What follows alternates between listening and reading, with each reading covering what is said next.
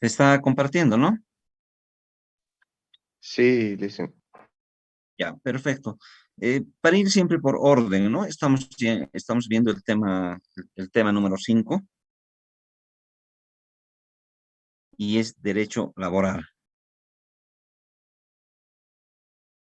Igual este material siempre les voy a entregar para que tengan una buena guía.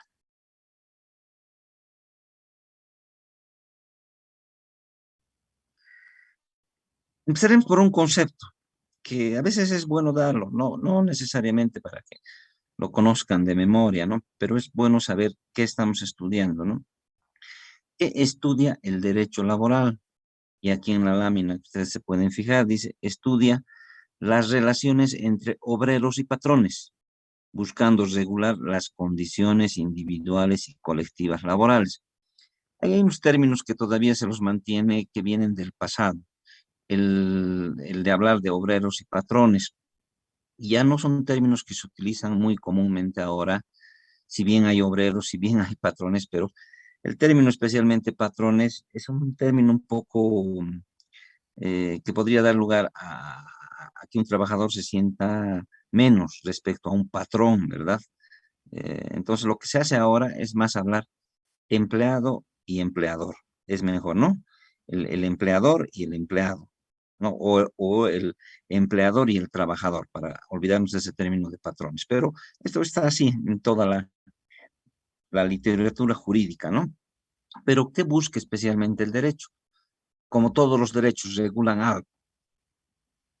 En el caso del derecho laboral, lo que se regula son las condiciones de trabajo, que pueden ser condiciones individuales, es decir, un empleador que pueda llamarse Juan, sí, un empleador llamado Juan va a contratar a un empleado llamado Pedro. Entonces, esa es una relación individual, porque es de dos sujetos, ¿verdad? Pero también hay otras relaciones colectivas. Ustedes han debido escuchar cuando se habla de sindicatos. Entonces, los sindicatos van a ir a buscar derechos colectivos, condiciones colectivas de trabajo. Por tanto, en el ámbito laboral no solamente hay contratos individuales, también hay contratos colectivos que se firma con un grupo de empleadores, de trabajadores que se llaman sindicato o que se agrupan en una organización denominada sindicato. Han debido ver también, ¿no? En el video se hablaba del derecho que se tiene como derecho humano a sindicalizarse. Y también se hablaba como derecho humano la huelga. Entonces son derechos que emergen de una relación colectiva, porque la huelga no lo va a hacer un trabajador solito, ¿no? Yo no puedo declararme en huelga, digamos, en este caso contra la universidad como docente, no podría declararme solito. La huelga es un derecho colectivo. Seguramente el grupo de docentes, por alguna razón justificada, podríamos entrar en una huelga, como han debido escuchar, alguna vez han debido eh, pasar ese momento en que los docentes han declarado una huelga, ¿no? Por tanto, ese es un derecho colectivo. Lo demás son derechos individuales, que los que habíamos hablado, ¿no? Que uno suscribe un contrato. Pero es importante que, no importa con estas o con otras palabras, lo importante es que sepamos que el derecho laboral regula siempre las relaciones individuales o colectivas que puedan emerger de trabajadores y de empleadores, ¿no? Seguiremos viendo a ver algo más.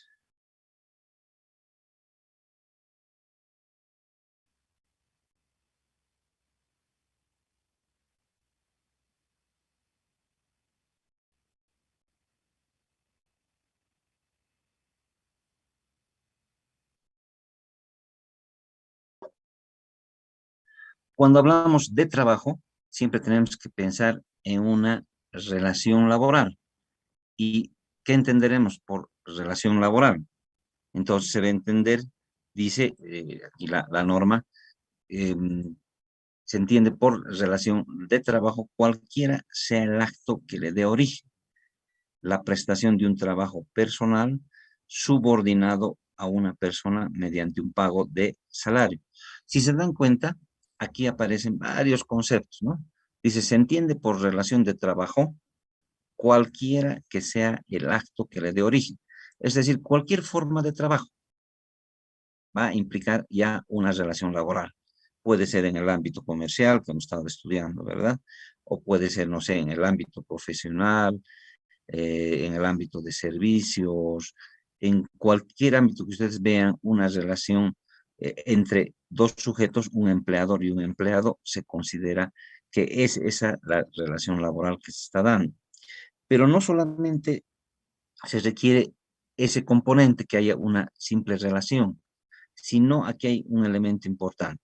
Dice que debe haber un trabajo subordinado.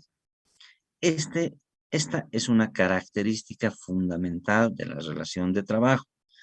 Si el trabajo no es subordinado, es decir, si no hay un jefe, si no hay un empleador, no podemos hablar de relación de trabajo. Vayamos a un ejemplo pequeño. En su casa les dicen a ustedes que, no sé, hagan determinadas actividades en su casa. Digamos, ya, tienen que pintar un cuarto.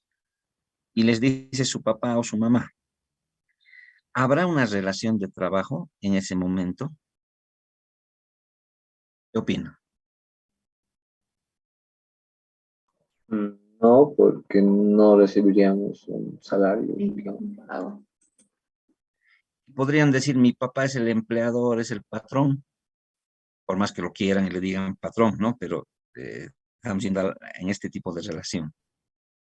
La subordinación siempre está en relación a un sometimiento de un empleador hacia un trabajador.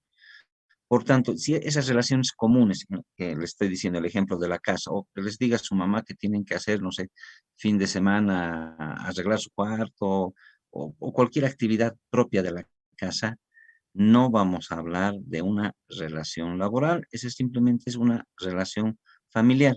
Y el elemento que decía su compañero, no va a haber remuneración. Es otra cosa que les digas, a ver, para que salgas el fin de semana, para que te dé tu, para que vayas a divertirte, tienes que hacer esto, pero esa es una relación muy diferente, ¿verdad? En cambio, estamos hablando en la relación que primero tiene que haber un elemento de subordinación. Otro elemento es el pago de salario. Si no hay estos elementos, no se considera relación laboral.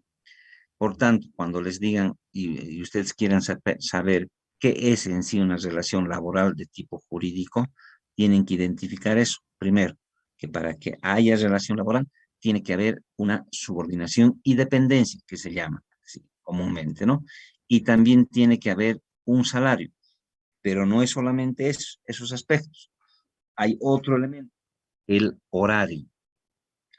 Cuando alguien trabaja sin horario, ya no podemos hablar de subordinación. Si, por ejemplo, yo trabajara cuando se me ocurre, un día podía trabajar a las 2 de la tarde, otro día podía trabajar a las 5, otro día no trabajar, eso significa que no hay una relación laboral, porque la subordinación también está en relación a un tipo de trabajo, es decir, a una continuidad laboral y, por supuesto, a un salario. Por tanto, en términos sencillos, si yo les pregunto cómo usted identifica una relación laboral, ¿cuál sería la respuesta?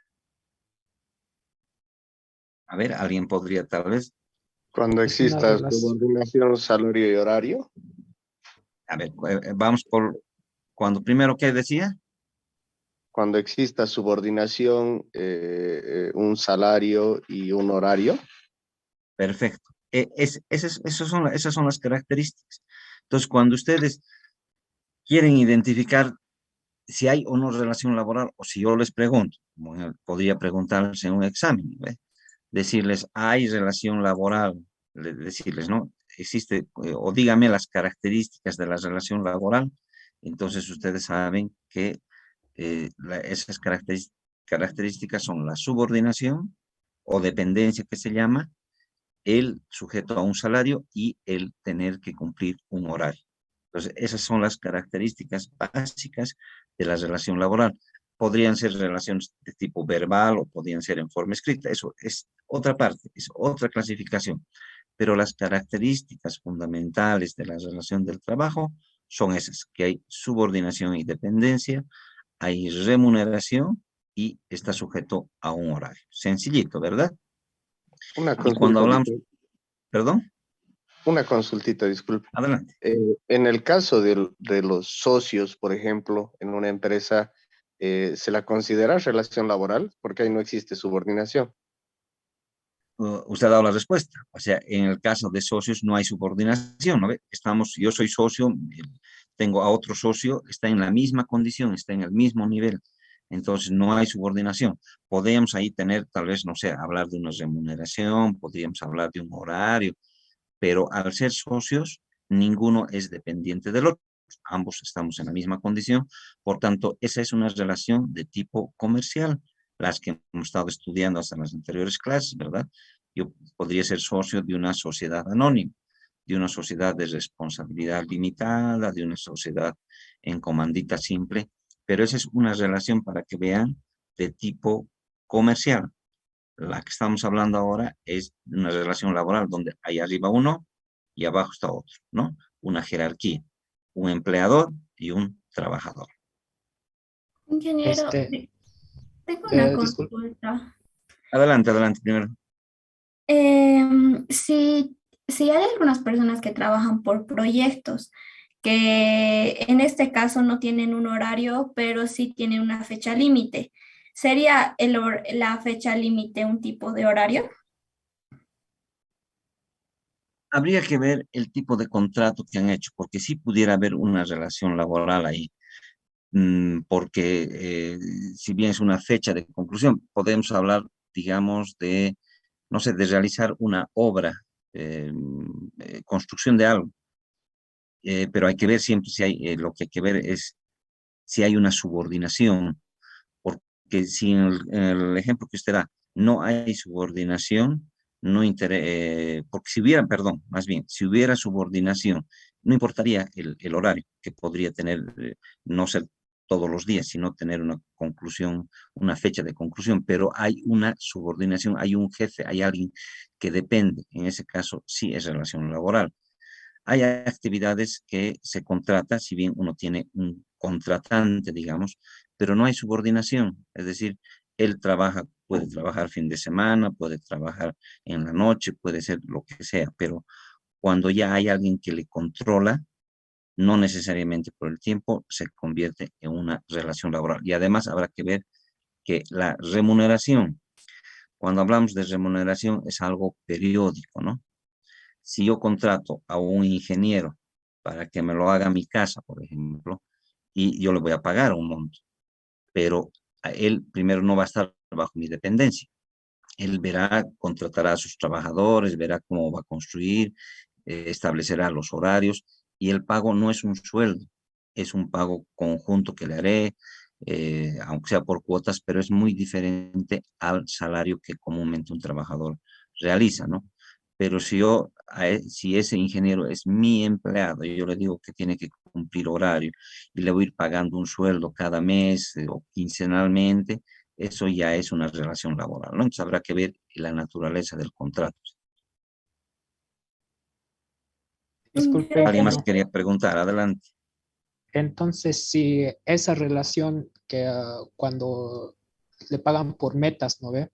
Al Sí. resultado y le pagan, si no es una relación laboral, ¿qué tipo de relación es?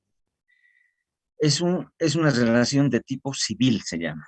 Es un contrato de tipo civil que no genera los derechos que se generan en el ámbito laboral. Por ejemplo, ese trabajador que está haciendo por metas no le vamos a dar vacaciones. En cambio, el trabajador común tiene derecho a vacaciones.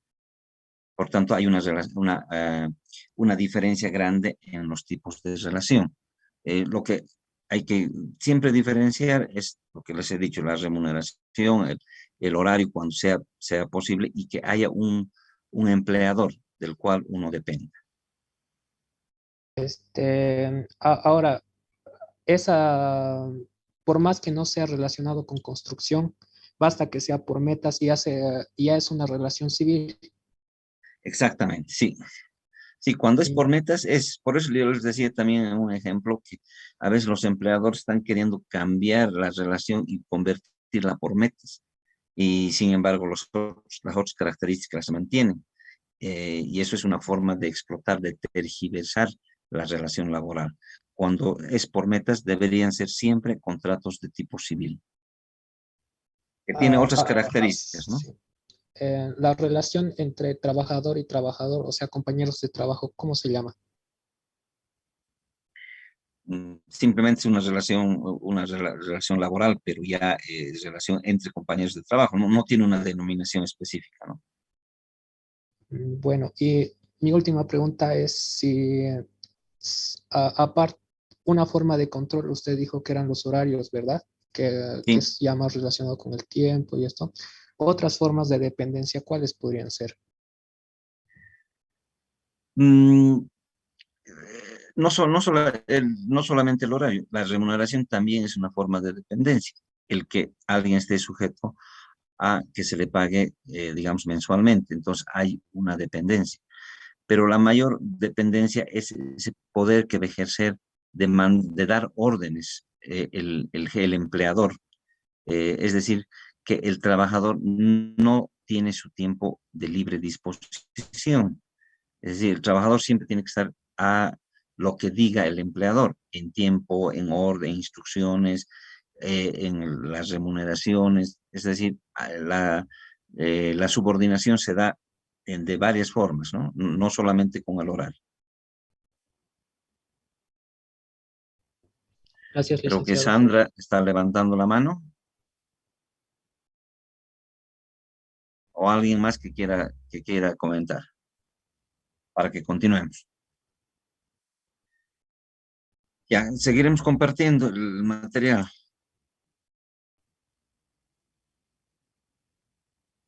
Ahí vayamos para ver mejor.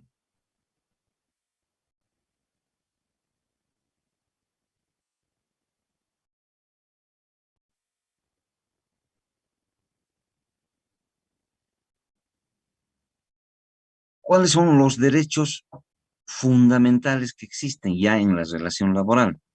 Dice al trabajo digno. ¿Qué significa el trabajo digno? Es decir, que la persona no sea humillada en el trabajo. Ya les hablaba de que ya no hay esclavitud, ¿verdad? Entonces no podría uno por trabajar y por cumplir órdenes estar casi arrodillado frente a un empleador. Por tanto, la ley dice que debe haber un trabajo digno, ¿no? Con seguridad industrial. Es decir, cuando hablamos de seguridad industrial, aquí tendrán que darle equipos necesarios de acuerdo al trabajo, ¿no?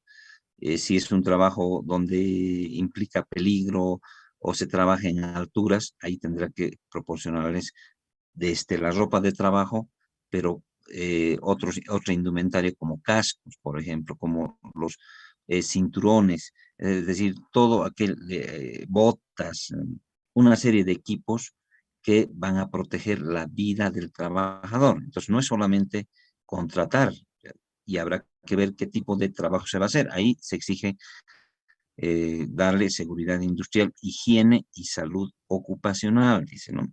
Y vamos a ver un tema, esto de seguridad industrial, que a ustedes seguramente les va a interesar mucho, este tema de seguridad industrial, higiene y salud ocupacional. Dice, sin discriminación. Ahí los hombres, las mujeres son lo mismo. La persona que sea, no sé, tenga una tez clara, blanca, sea morena o tenga una tez oscura, no tendría que influenciar en el tipo de trabajo. Sabemos en la historia que ha habido una discriminación grande, ¿verdad? Y hasta hoy en día todavía se maneja así con términos despectivos, ¿no? Dicen, vamos a trabajar como negros". Habría que pensar en si ese tema es, si esa expresión es algo, digamos que no quiero ofender a alguien, ¿no? Pero sí, se habla así porque antes la mayor parte de los trabajadores eran las personas negras, ¿no? Que más bien se ha superado toda esa época y ahora ya no hay esa esclavitud y seamos morenos, seamos blancos, seamos negros o lo que sea, podemos trabajar y seamos hombres, seamos mujeres, incluso si tenemos una opción sexual que no sea hombre o mujer, ¿no? No podrían discriminarnos por ese tema. Es decir, alguien que sea lesbiana, que sea gay, no tendría que ser discriminada en el trabajo. No podrían negarle el trabajo por su opción sexual. Por tanto, ese tema también ya se ha superado, aunque todavía hay algunas personas que no aceptan, ¿no? No aceptan a las personas que tienen una opción diferente a las que las conocemos comúnmente, a hombre, mujer, no aceptan una tercera opción, ¿no? Pero esa es una cuestión que la ley ya ha superado y si alguien no ha superado, bueno, es una cuestión más personal. Y habla también de una remuneración y un salario justo, dice, equitativo y satisfactorio, que le asegure para sí y su familia una existencia digna. Aquí, si se fijan, está la norma así descrita. Ahora, ¿cuánto se cumple esto? Bueno, habrá que ver en los hechos, puede ser que no se cumpla, ¿no? Especialmente del salario justo. ¿Cuál será el salario justo? Bien difícil, ¿no? Yo puedo decir, yo soy profesional y mi salario justo es, no sé, $1000. Otro podría decir, para mí es $500 el salario justo. Otro podría decir, para mí es 2000. Entonces, el término de salario justo siempre va a estar en función a las exigencias que puede tener un trabajador y también al desempeño, a la fuerza de trabajo que pueda gastar para poder cumplir ese trabajo, ¿no? Pero así está en la norma, así está en la ley. Y aquí repasamos lo que al principio hablé. Dice, también tiene derecho a una fuente laboral estable, el derecho humano que les he dicho, la estabilidad, ¿no? En condiciones equitativas y satisfactorias. Se prohíbe toda forma de trabajo forzoso u otro modo análogo de explotación que obligue a una persona a realizar labores sin su consentimiento y justa retribución. Entonces, con esta norma, esto está en la Constitución, se elimina toda posibilidad de esclavitud laboral. No puede haber esclavitud laboral, es decir, no puede haber trabajo forzoso, no puede haber una explotación que obligue a alguien a hacer lo que no quiere, dice, o a realizar labores sin su consentimiento y justa retribución. Entonces, la norma constitucional elimina toda posibilidad de que haya esclavitud.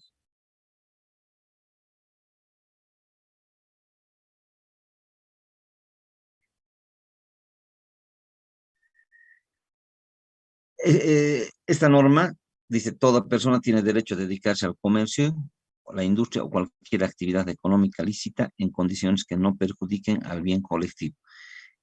Esta regulación está dentro de los derechos laborales, ¿no? Aunque más podría aplicarse al tema que estuviéramos viendo, pero está en el capítulo de los derechos laborales. Es decir, que si yo me dedico al comercio, a la industria, es una actividad laboral, ¿no? Lo único que tengo que cuidar es que no perjudique al bien colectivo. Y habíamos hablado ya de este tema, que no podemos abrir nuestra fábrica de cocaína, por ejemplo.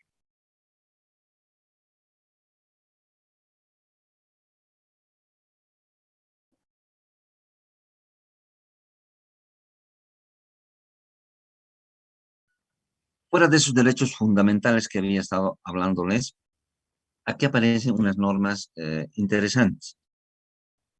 Dice que las disposiciones sociales y laborales son de cumplimiento obligatorio. Entonces, aquí aparece una norma relacionada a la irrenunciabilidad que habíamos hablado. Pero, ¿qué quiere decir la ley cuando establece que las disposiciones sociales y laborales son de cumplimiento obligatorio? ¿Alguien podría comentar? ¿Qué nos querrá decir esta frase?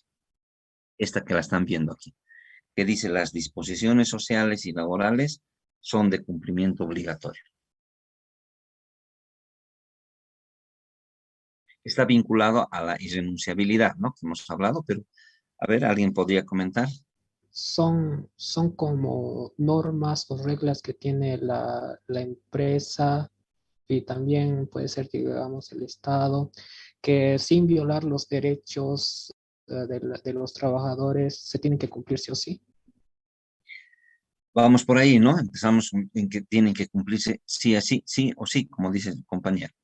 ¿Alguien más podría comentar? Y si pueden con un ejemplo.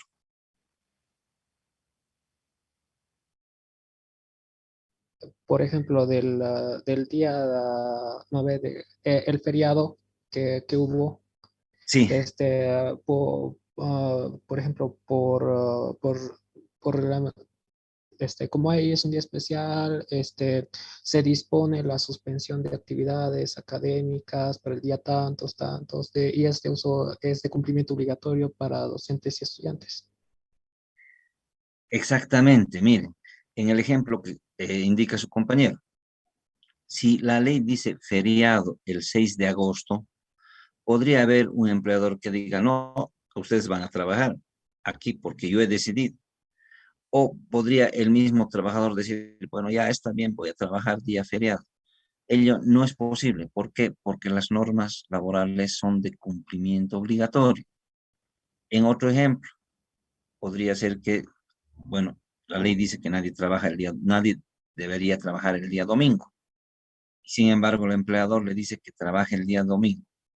Si bien la ley dice que se le puede, mm, tendría que pagársele un salario extraordinario por ese día excepcional que esté trabajando, pero en lo genérico la norma nos dice que si es domingo nadie debería trabajar, por tanto se debe cumplir al igual que los feriados.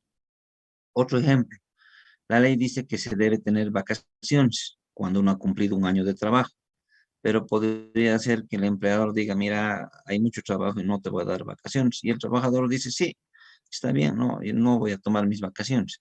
Ahí se estuviera incumpliendo una disposición social. Por tanto, no es posible el no tener vacaciones o el pago de aguinaldo. Decir, este año no les vamos a pagar a los trabajadores su aguinaldo porque no hemos tenido ingresos. ¿Y de dónde voy a sacar plata? Podría decir el empleador. Entonces, ¿qué les recuerda esta norma? Le dice que las disposiciones son de cumplimiento obligatorio. Por tanto, no se podría negar ese derecho. Y así, muchos derechos. Hemos hablado de las trabajadoras que puedan embarazarse, no podrían negarles los derechos que tienen las mujeres cuando se embarazan, ¿no? Y también ahora que alcanza al padre progenitor, ¿no? La protección también va hacia el padre. El padre no puede ser despedido mientras dure el embarazo o hasta un año que cumpla su hijo. Entonces, la protección no solo es a las mujeres, también es a los varones. Nadie podría dejar de cumplir esas disposiciones legales. No obstante que esto, la norma dice así, pero se incumple, ¿no? Que seguiremos viendo. Licenciado, una consulta.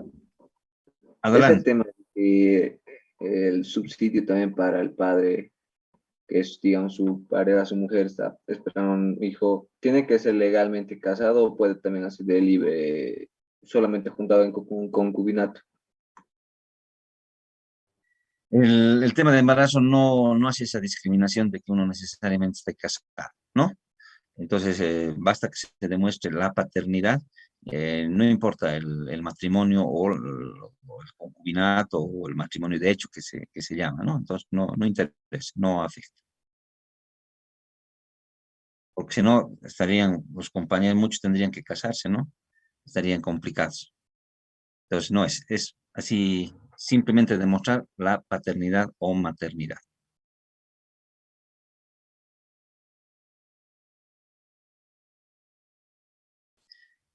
En función a lo que hemos hablado, si los derechos son obligatorios, surgen estas dos palabras, que tal vez estas palabras son un tanto jurídicas, ¿no? Podría ser que muchos no las conozcan bien. Dice inembargables e imprescriptibles. Entonces, los derechos laborales, como efecto de lo que hemos dicho que es de cumplimiento obligatorio, se considera que son inembargables y son imprescriptibles. Es bueno que lo analicemos, que les describa estos dos conceptos. Si bien, como les digo, son términos más de tipo jurídico, pero ustedes tienen que saber. ¿Por qué? Inembargable quiere decir que no puede ser afectado por nada. Y vamos a ir con ejemplo.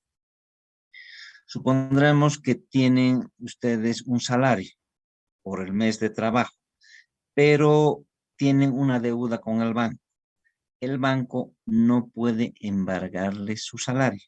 Es decir, por más que hayan suscrito contrato, lo que sea, no puede embargar, es decir, bueno, como este no me ha pagado 2 meses, la cuota era, no sé, pongamos 1.000 bolivianos, o no me ha pagado 6 meses, entonces yo lo voy a retener, voy a pedir que se retenga su sueldo durante los 6 meses. Ello no es posible, está protegido por la ley. Entonces, el salario que ustedes tienen no puede ser embargado, se llama, no puede ser, eh, digamos, retenido por ninguna autoridad. Nadie puede, directamente el banco, y menos una autoridad podría ser. Entonces, esa es la protección del trabajo, ¿no? Es diferente que ustedes tengan, pues, una cuenta en el banco por otros conceptos que no sea de su salario, eso sí va a ser embargado. Y digamos, tienen una motocicleta, eso puede ser embargado por una deuda. Si tienen muebles de su casa, pueden ser embargados de su casa. O sea, todos, eso no tiene una restricción. ¿Cuál es la restricción para que no se confundan? Solo son los derechos laborales. Y uno de los derechos laborales es la remuneración o el salario, el sueldo que tiene un trabajador. Ese sueldo es sagrado, ese sueldo no puede ser embargado, ¿no? Entonces, es diferente que tengan otro dinero, otros bienes, eso sí puede ser embargado. Y embargar es restringir el uso de un determinado bien, ¿no? Si por ejemplo, les embargan sus muebles, pongamos un living de su casa, o un auto, una motocicleta, no van a poder utilizarlo eso, y ellos pueden incluso rematar ese bien. En cambio, el sueldo no. Entonces la gente tiene que estar tranquila. ¿Por qué el sueldo? Porque es algo que le ayuda a sobrevivir, ¿no? Entonces, porque si uno no necesitara ese sueldo, tal vez no trabajaría. Entonces, esa es la característica de que los sueldos son inembargables. Vayamos con otro ejemplo. Digamos, al trabajador se ha retirado y tiene una indemnización. Le tienen que pagar un monto por el retiro. Y digamos, la indemnización es 5.000, 10.000. Esa indemnización no puede ser tocada, no puede ser embargada. Así el trabajador tenga miles de deudas. Podría deber al banco, podría deber a una persona particular, podría deber al Estado. Al que deba, no podría ser embargado esa indemnización que tiene, ¿no? Entonces, ese es el término de inembargable, ¿no? De que no puede ser tocado un derecho que uno tiene.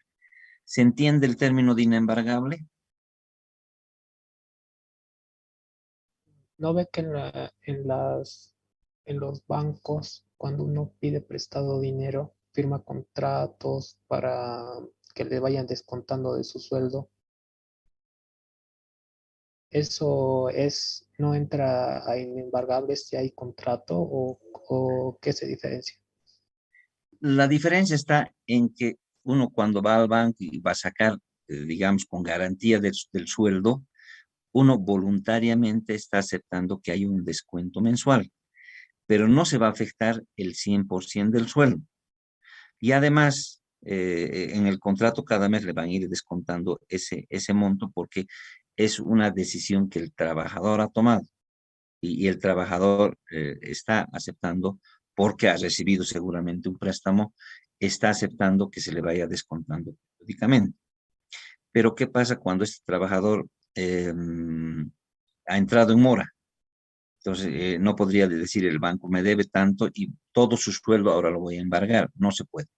Lo único que el banco podría es cada mes seguirle descontando esa cuota que tiene. Nada más. No puede decir, bueno, este mes 2 cuotas le voy a descontar, o 5 cuotas, o 10 que me debe. No se puede. Entonces, solo es una cuota, y eso no es, que, no es una posibilidad que entra dentro del término que estamos hablando, de la inembargabilidad de los sueldos, ¿no?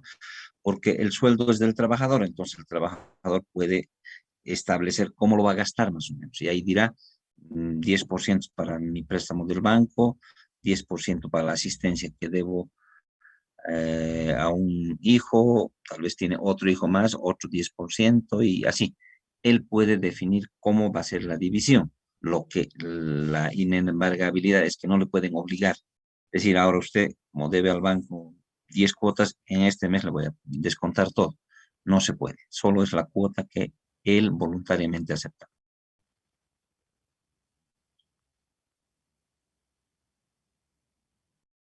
Entiendo que todos están comprendiendo lo que es inembargable, ¿no? Entraremos entonces al término imprescriptible. El término imprescriptible quiere decir, está en relación al transcurso del tiempo. Jurídicamente hay cosas que se extinguen por el transcurso del tiempo. Si, por ejemplo, yo debía, no sé, 1.000 bolivianos a alguien y no me ha cobrado en 2 años, ese derecho de esa persona a cobrarme ha prescrito, se ha extinguido. Ese es a eso se refiere la imprescriptibilidad, ¿no? Que por el transcurso del tiempo, bueno, primero hablaremos de la prescripción, que por el transcurso del tiempo se extinguen determinados derechos. Pero en el ámbito laboral es diferente. Puede pasar 100 años y si nos deben un sueldo, nos van a seguir debiendo, a diferencia de otras obligaciones que se tienen en otras materias o en otros ámbitos. Si el banco, por ejemplo, les prestó, pongamos, $1.000 y el banco nunca les ha cobrado o no les ha cobrado en 2 años, esa deuda ha prescrito. Y hay varios plazos de prescripción. Pero para que no se confundan, en el ámbito laboral, todos los derechos que tiene el trabajador son imprescriptibles. Vayamos un ejemplo. Tenían que pagarle un aguinaldo del año 2020, digamos, y no le han pagado. El trabajador en el año 2021, el 2022, el 2050, antes de que se muera, puede cobrar. ¿Por qué? Porque son imprescriptibles. Es decir, cualquier obligación que le debe el empleador nunca se va a extinguir. Siempre se puede cobrar. Antes no era así, ¿no? Ahora, a partir del año 2009, es así. Entonces, todos los derechos que un trabajador vaya adquiriendo no se pierden por el transcurso del tiempo o no se pierden por la prescripción. El trabajador, digamos, tenía beneficios sociales y no ha cobrado. Y después de 10 años va y le dice al empleador, mire, esto no me ha pagado, me tiene que pagar. El empleador no puede decir su derecho ha prescrito. ¿Por qué? Porque los derechos laborales son imprescriptibles. Entonces, estas dos figuras jurídicas son las que van a proteger al trabajador, especialmente sobre sus derechos económicos que pueda tener, ¿no? Podría ser que no haya cobrado un sueldo, podría ser que no le hayan pagado su indemnización, no haya recibido su aguinaldo, no haya gozado de vacaciones, todo ello lleva a la imprescriptibilidad, ¿no? Entonces, cualquier momento va a poder cobrar.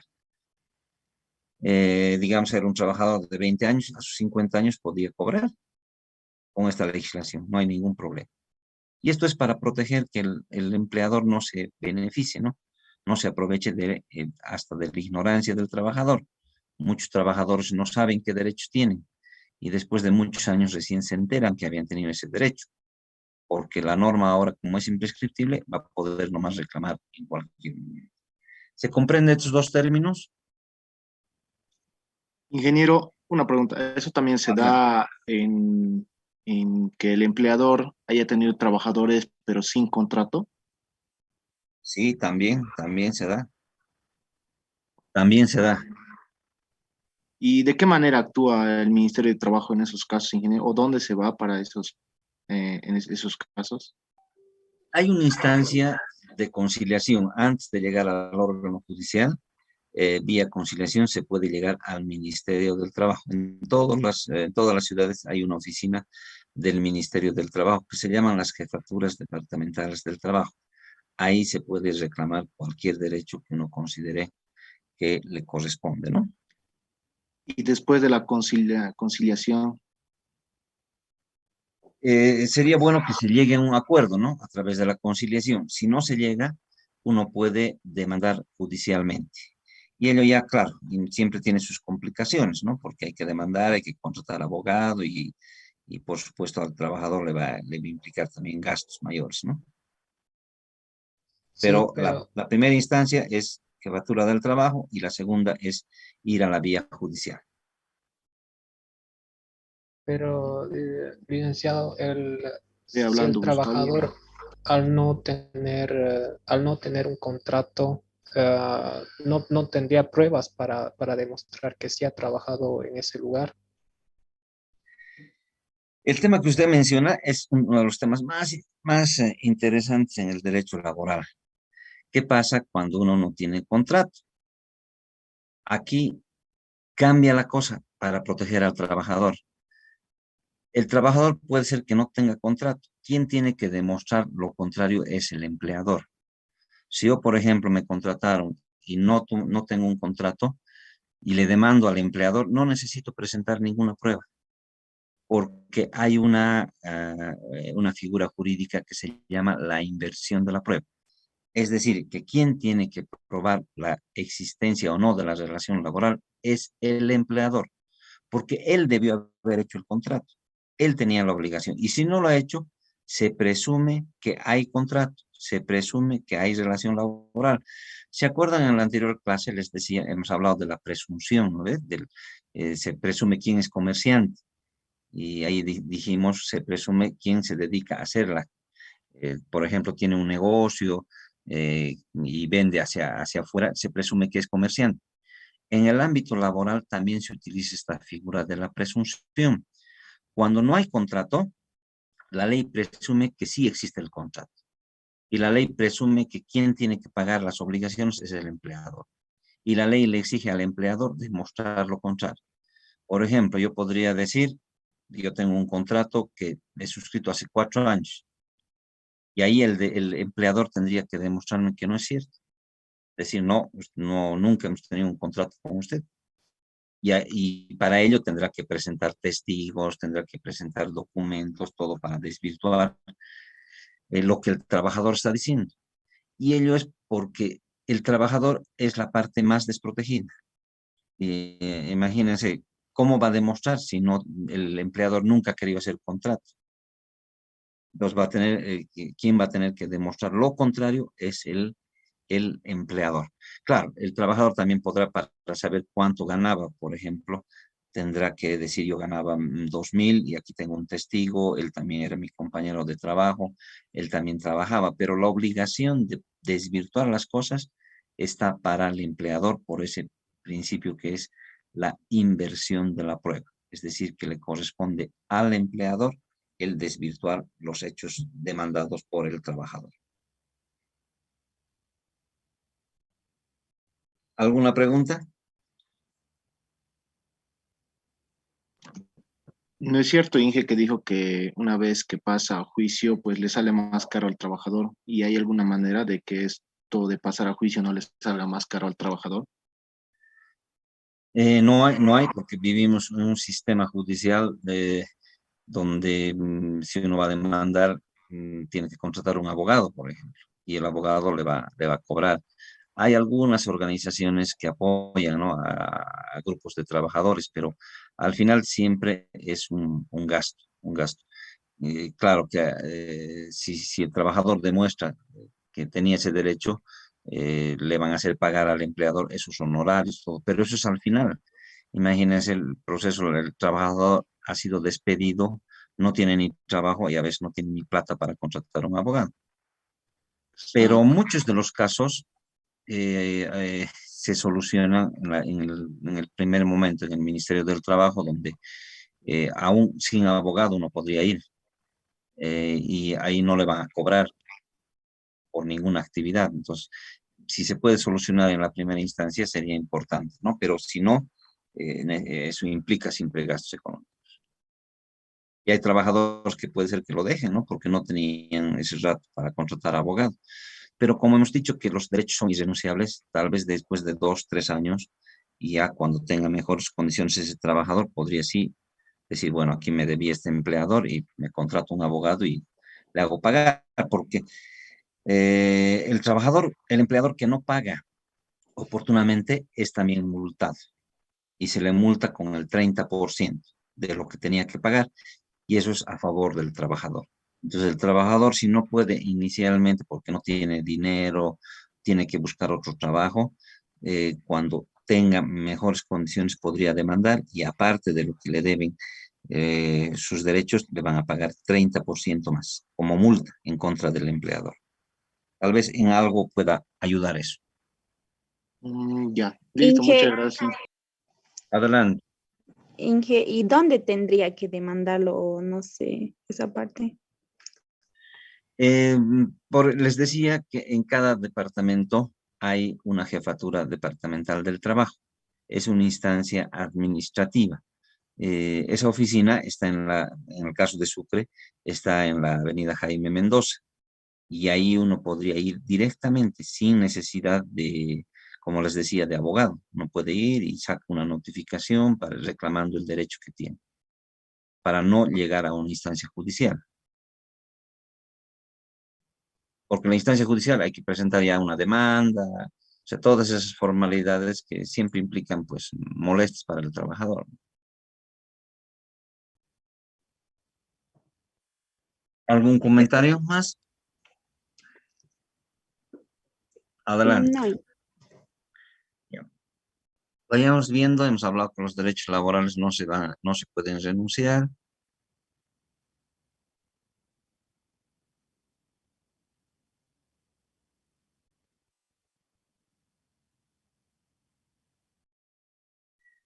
La ley ha pensado cómo protegemos a los trabajadores frente a todas estas situaciones que ustedes o que estamos hablando, porque la ley está ahí, ¿no?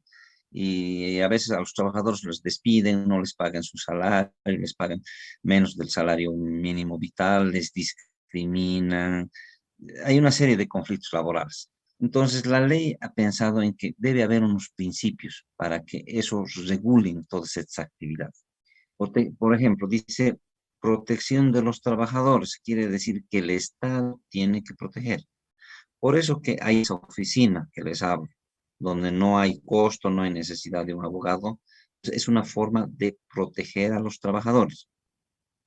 Otro principio dice la primacía de la relación laboral. Esto significa que, por ejemplo, si no hay el contrato que estamos hablando, no hay un contrato escrito, por ejemplo, lo que se tiene que demostrar es que ha existido esa relación laboral, no necesariamente con el contrato. Seguramente ahí se podrá hacer hasta una inspección, es decir, yo trabajaba, no sé, en una tienda comercial en la calle Olañeta número 50. Entonces el inspector del trabajo irá y verá si hay esa actividad y será una forma de probar o probar con testigos, con lo que sea. Lo que busca es que no estemos en las formalidades, porque alguien podría decir, como no tiene contrato escrito, no hay relación laboral. Entonces, la ley dice, no me interesan las formalidades. Lo que me interesa es que se demuestre que ha habido la existencia de la relación laboral. Otro de los principios es la continuidad y estabilidad laboral. Es decir, que no nos deben despedir. Ese es en resumen, ¿no? Que tenemos el derecho a no ser despedidos.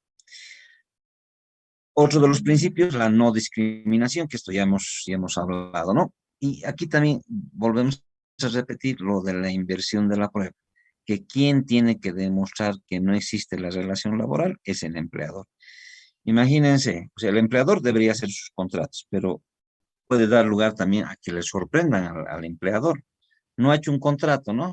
Y el trabajador va y en la realidad, digamos, le pagaba 3.000 bolivianos el mes. Pero como no hay un contrato, el trabajador puede decir, ah, bueno, entonces ahora yo le voy a demandar por 5.000. Voy a decir que me pagaba 6.000 o 5.000. Imagínense el problema para el empleador por no hacer contrato. ¿Cómo va a demostrar que no le pagaba que no era 3.000, o que no era 5.000, que era 3.000?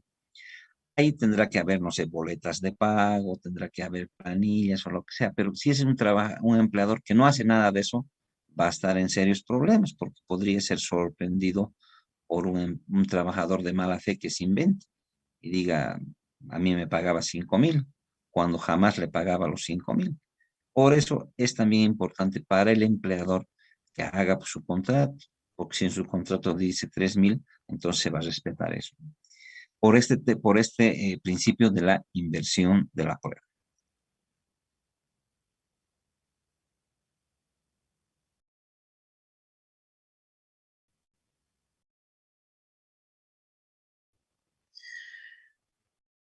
Estos temas, nuevamente les digo, si bien tienen un componente jurídico, pero vean, aquí, por ejemplo, hay una cosa bien importante.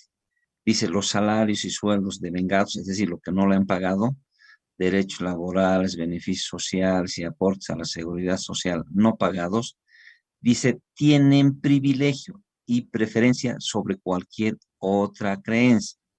¿Por qué les traigo esto? Porque vamos a ir a un ejemplo.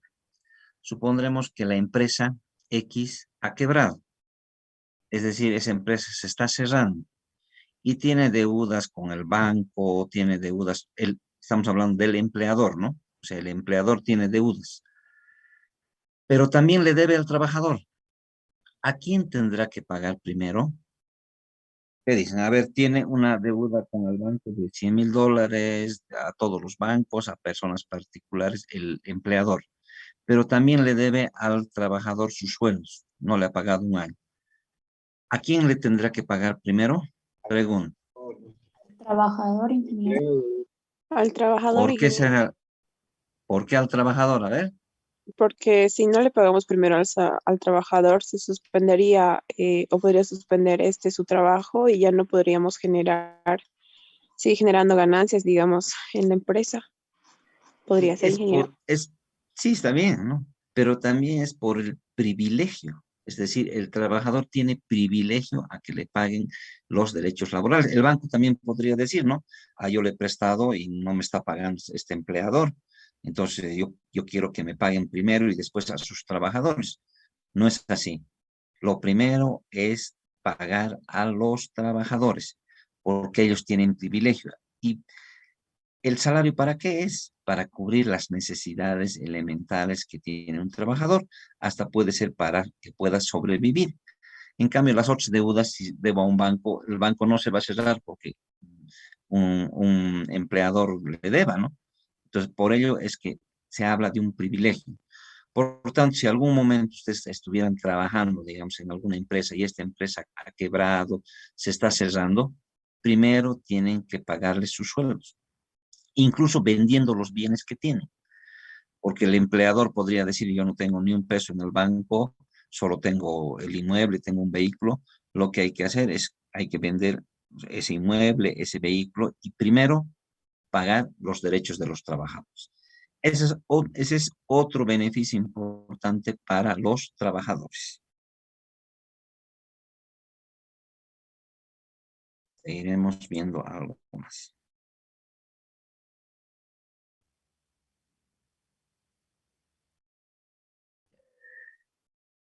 Ahora pasaremos a ver, aunque ya hemos hablado también del horario mínimo de trabajo, ¿verdad? O del horario máximo. ¿Cuántas horas son máximas de trabajo que se deben prestar servicios? ¿Cuántas 8 horas horas. son? 8 horas como máximo, ¿no? Entonces, cuando hablamos de las 8 horas, hay que decir, ¿y qué días, pues? O sea, ¿son todos los días de lunes a lunes? No. Dice, son días hábiles para el trabajo los del año, dice, ¿no? Con excepción de los feriados, considerándose tales los domingos y dice los feriados civiles. Es decir, fuera de los domingos, hemos tenido un feriado el día jueves, mañana también es feriado, ¿no? Entonces el día de mañana es feriado y por tanto el trabajador no estaría obligado a prestar servicios. Y en el año hay varios feriados, ¿no? Pongamos en el caso de Sucre, el 25 de mayo, en el ámbito nacional el 6 de agosto va a ser otro feriado, Corpus Christi ha sido feriado, este martes es feriado por el día, el Año Nuevo Andino, ¿no? Y así está regulado por ley.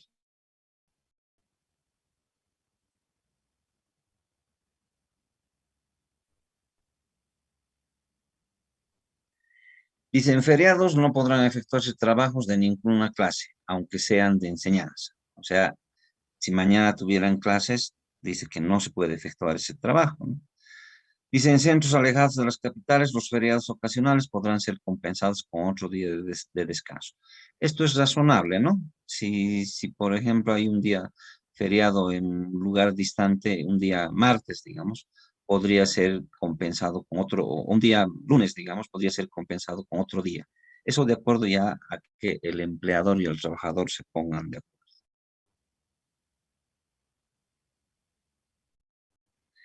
Dice, se exceptúa el caso de empresas en que no pueda suspenderse el trabajo por razones de interés público o por la naturaleza de la misma.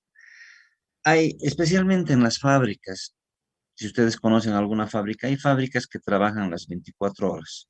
No pueden dejar de funcionar su maquinaria por muchas razones, ¿no?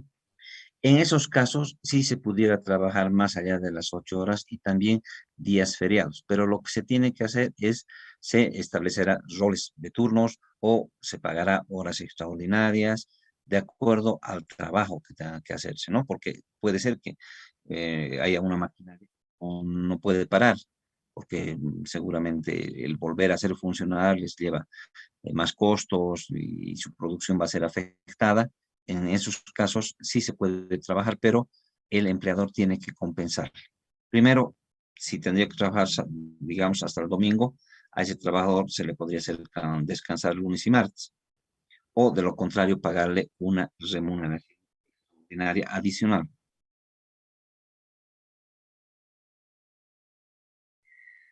¿Se entiende esto de los horarios de los días? De los días Sí, hábiles. licenciado. ¿O tienen alguna duda?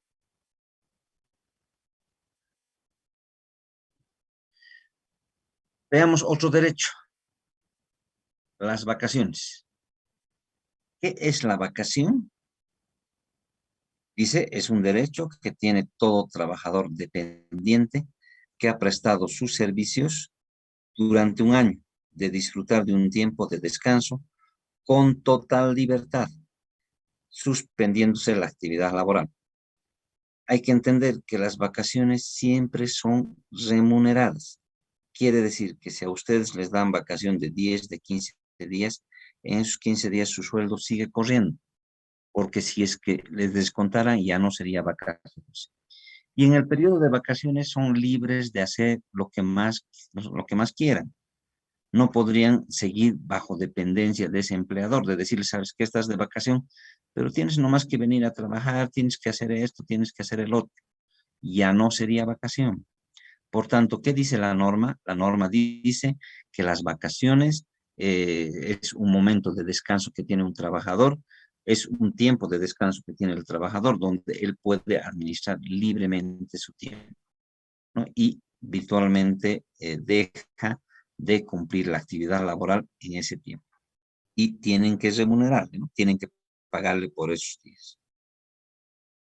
Disculpe, Adelante.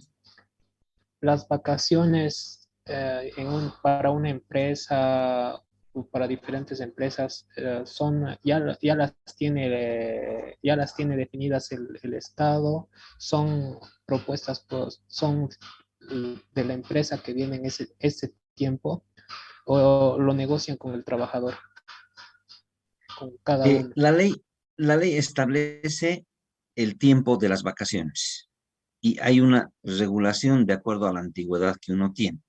Hay vacaciones de 15 días, vacaciones de 20 días y vacaciones de 30 días. Siempre días hábiles. Esto se define en función a la antigüedad del trabajador. El que tenga de 1 año hasta 5 años de antigüedad tiene 15 días. De 5 años. Y vamos a ver en el siguiente cuadro, creo que está eso. Sí, esta escala, ¿eh? De 1 a 5 años de trabajo, 15 días hábiles. Son 3 semanas, ¿no? Más o menos. De 5 años a 10 años de trabajo, 20 días hábiles. Y de 10 años de trabajo adelante, 30 días hábiles. Entonces, lo único que el trabajador tiene que ver en qué escala está. Si es un trabajador nuevito, va a estar, y tiene que cumplir 1 año, ¿no? Va a estar en la escala de 15 días hasta que cumpla 5 años. Si es un trabajador ya medio, entonces de 5 años hasta 10 años va a tener 20 días. Y si es un trabajador antiguo, ya va a tener su vacación de 30 días. Estos periodos son interesantes cuando uno llega ya a los 30 días hábiles, ¿no? Porque son más o menos casi 45 días. Entonces, es muy importante también que se reconozca la antigüedad. Y el Disculpe, periodo cuando se va a gozar depende ya del cronograma que en la institución hagan, ¿no? Pueden programar seguramente a fin de año, a medio año, de acuerdo a las necesidades, y esa es una negociación ya con el trabajador. Pero la vacación es obligatoria, es decir, todos tienen que gozar de sus vacaciones. ¿De ¿Algún todos los comentario? trabajadores se va a habilitar las vacaciones al mismo tiempo o el trabajador le puede decir algo como que hoy quiero un día de mi vacación y así saltados o sí o sí tiene que ser como que hoy quiero mis vacaciones y ahí sí o sí a cumplir los 15 o 20, 30 días y después ya no? Las vacaciones siempre tienen que ser programadas, ¿no? No podrían ser de la noche a la mañana. Por ejemplo, estamos ahorita en junio.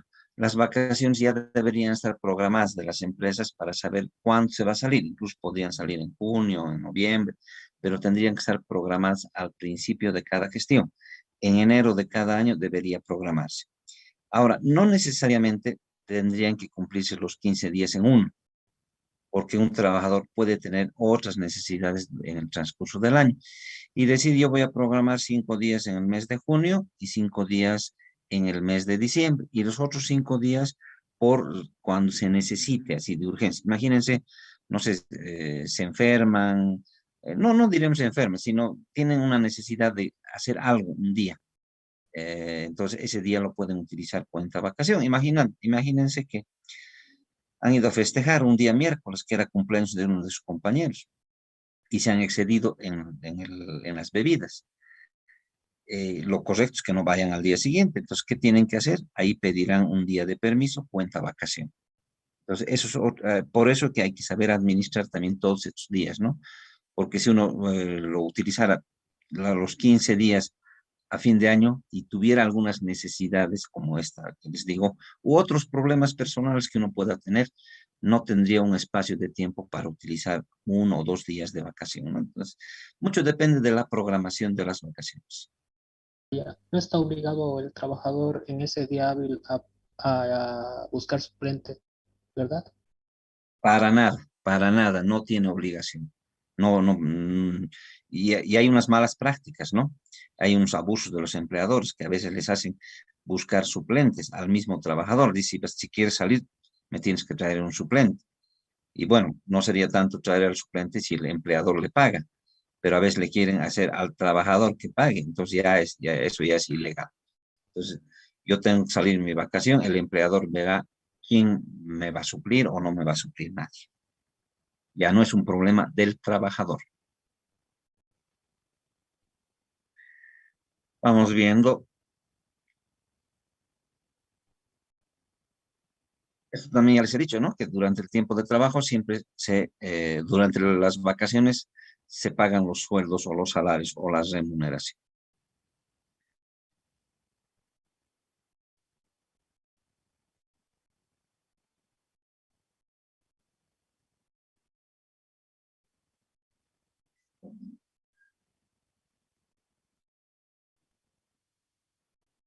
Y hemos hablado de las 8 horas, que son 8 horas y a la semana había que pensar 48 horas, ¿no? Porque el trabajo podría ser de lunes a sábado. Hay otras entidades que trabajan solo hasta el viernes, eso no está prohibido, pero lo máximo es 8 horas diarias y 48 por semana, que serían de lunes a sábado. Se habla de que la jornada de trabajo no debe exceder de 7 horas, de 20 a 6 de la mañana, pero estas regulaciones un tanto han quedado ya obsoletas porque hay trabajos que no los puedes hacer en otras horas que no sean en la noche. Por ejemplo, si hablamos de la atención de bares, karaokes, no vamos a pensar que esos trabajos se los va a hacer en el día. Esta ley ha nacido en 1939, cuando no había ese tipo de actividades, ¿no? Por tanto, hoy en día las actividades nocturnas son bastante comunes y ya no se aplican este tipo de restricciones. Porque imagínense si vamos a hablar de 7 horas nomás, no sé, en los trabajos nocturnos, en bares, en cantinas, en karaoke, restaurantes, a veces el trabajo se excede hasta altas horas de la noche. Esto es importante, aunque también se habla que pudiera ser discriminatorio, ¿no? Dice, la jornada de mujeres no excederá de 40 horas semanales. Es decir, que para las mujeres el trabajo sería menor. Pero eso ha dado lugar también a que se quiera discriminar, ¿no? Decir, bueno, a la mujer le contrato como solo es 40 horas, le voy a pagar menos. Entonces, lo que ahora se aplica es más, o sea, para todos la misma jornada y la misma remuneración. Porque si se aplica a muchos empleadores, dicen como el empleado, el trabajador varón trabaja 48 horas, yo le voy a pagar más. En cambio, a la mujer, como trabaja 40 horas, le voy a pagar menos. Por tanto, ahora lo que se establece es que para todos sea la misma remuneración y la máxima cantidad de horas de trabajo sean las 48.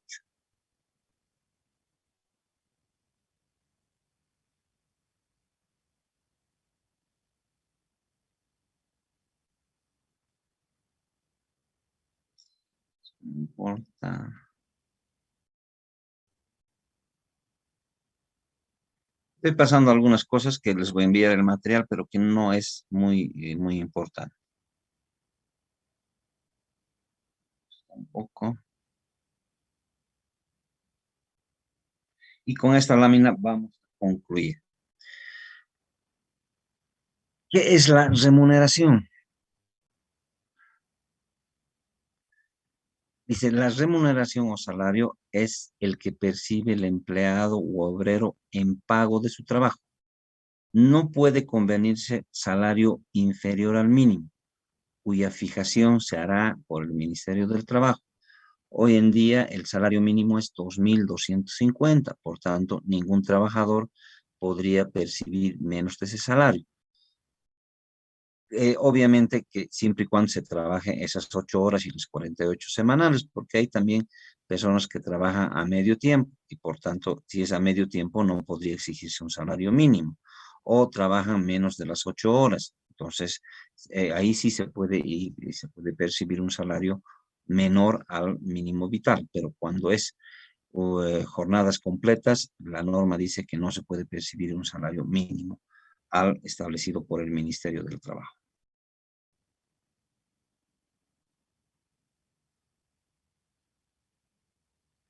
Y algo que hablábamos, el salario, dice, es proporcional al trabajo. No pudiendo hacerse diferencias por sexo o nacionalidad. Los periodos de tiempo para el pago de salarios no podrán exceder de 15 días para obreros y 30 para empleados y domésticos, ¿no? Entonces, aquí hay unas cuestiones importantes. Por ejemplo, que el salario no puede discriminarse y la forma de pago del salario puede ser, incluso ahora se acepta que el salario sea semanal, sea quincenal o sea mensual. No se acepta pagos más del mes, porque si no podría alguien decirle, a ver, yo te voy a pagar cada 3 meses. Ello no es correcto, afecta a la naturaleza de un salario. Por tanto, siempre se habla a igual trabajo, igual salario. Y en cuanto al tiempo, eso ya es un acuerdo con el trabajador. Puede ser semanalmente, en el caso de obreros, por ejemplo, les pagan semanalmente. Hay otras formas de remuneración quincenal y lo más común es que sea remuneraciones mensuales. Hasta aquí, ¿algún comentario, algo que quisieran que complementemos? Que complemente.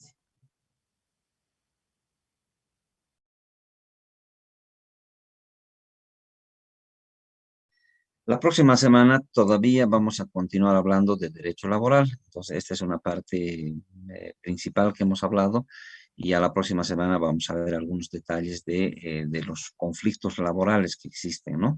Frente a muchas circunstancias, porque la actividad laboral es tan diversa que se generan muchos conflictos laborales.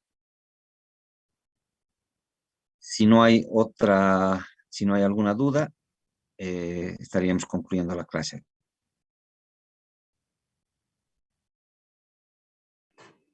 Hasta luego, Inge. Gracias. Hasta luego, ingeniero. Listo. Se cuida.